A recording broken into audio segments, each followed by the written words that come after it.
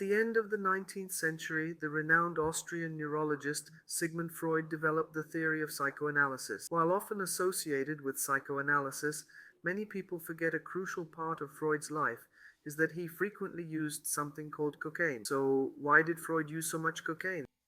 That's what we'll see in this video. At the time, cocaine was widely accepted as being harmless to the body, and it was even used to treat some health disorders like asthma, for example.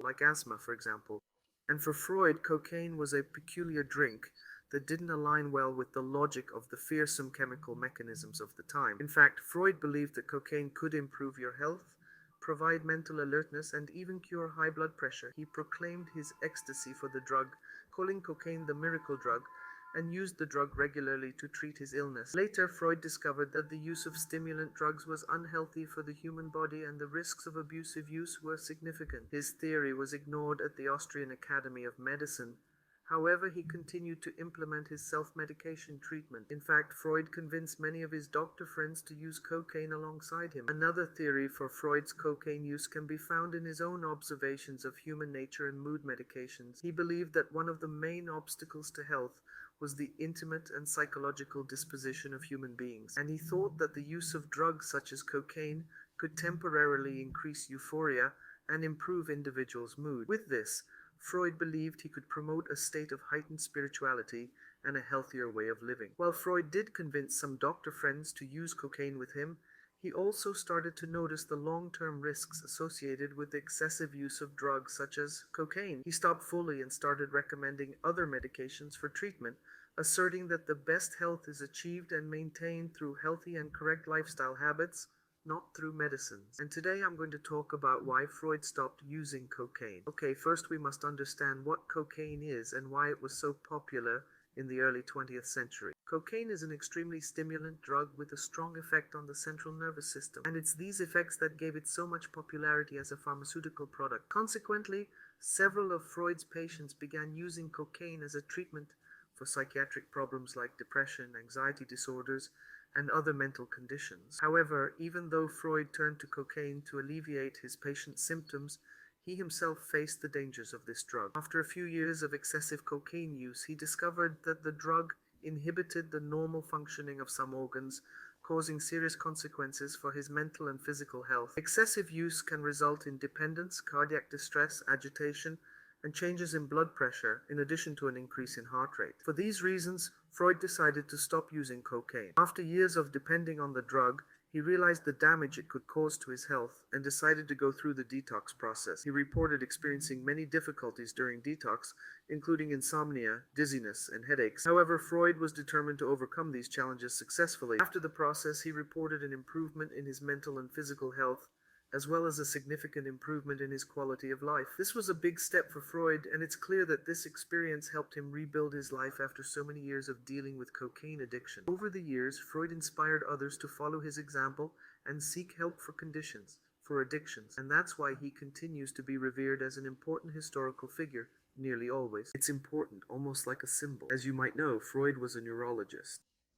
He eventually abandoned neurology because he couldn't find explanations for the women suffering from hysteria. These famous hysterical women were the first cases that made Freud leave neurology because he couldn't find a solution. Everything had a trace of the unconscious that couldn't be resolved, causing knots in the brain. It was something unreachable. It was in the consciousness, and there's no way to open a brain and go towards consciousness. The unconscious is something invisible. It's what makes us happy and sad. They're small, invisible mechanisms.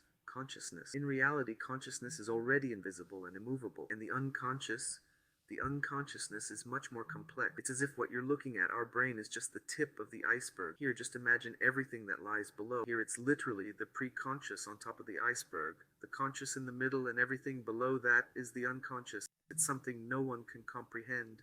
Even to this day, the unconscious remains inexplicable. And what happens then? The drugs, medicines, cocaine, how were they used in the past and what happened? They would make everything invisible, creating a block. It didn't necessarily take the person out of the problem. Imagine if you had lots of dirt in your living room and you decided to put a rug over it. The dirt would disappear, but that doesn't mean it's truly gone. It has just disappeared from your sight. You'll pass by there and you'll only see a carpet.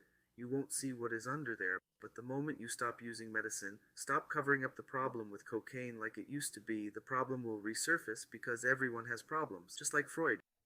Freud encouraged people who were addicted. Even Freud encouraged people to use, and then he was the person who helped them get rid of the addiction because he himself saw the great health risks involved. There is a university in the United States called Johns Hopkins. For those who don't know, this university was the one that developed the sex change procedure, a man changing to be a woman, not just a person dressing and feeling like a woman, or a woman wanting to feel like a woman. You could literally transform into a woman, and a woman could transform into a man. And there's a doctor there, now I don't remember his name, who wrote an article I read. He is a neurologist, a psychiatrist, and he is completely in favor of psychedelics and cocaine. Why?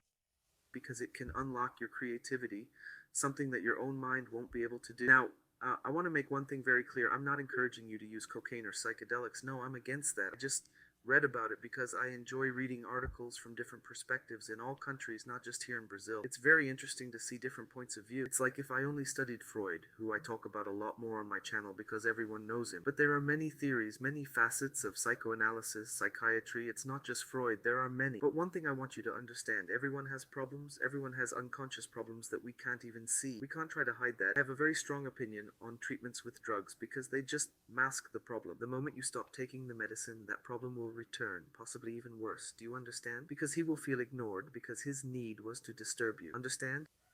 And that's why I'm a fan of psychoanalysis. That's why I studied psychoanalysis. That's why I am a psychoanalyst. I struggle with relationships in the future because I can't relate to people or communicate effectively. I can't assert myself. I'm fearful. I'm even against my own family. The worst part is that I don't remember anything that they remember from me, but everything goes back to childhood. Most human trauma occurs in childhood. Keep in mind the key is in your childhood. And psychoanalysis addresses the root of the problem, which is in childhood. I'll leave you with 3 links here. The first is for you to schedule a conversation with me. The second one, which is very important, is that you follow me on Instagram, where I post a lot of valuable content. And the third one, well, I've created an ebook for just 5 reais, and I'll be honest with you, I plan to open my own practice. This will be a great help, a huge support. I'll be immensely grateful if you help me. As a bonus, you get an ebook. Eliminate depression with simple everyday things. Sounds good? I would love it if you could subscribe because I promise that in each video you will learn something wonderful for your life. Sounds good? Thank you very much and see you in our next video.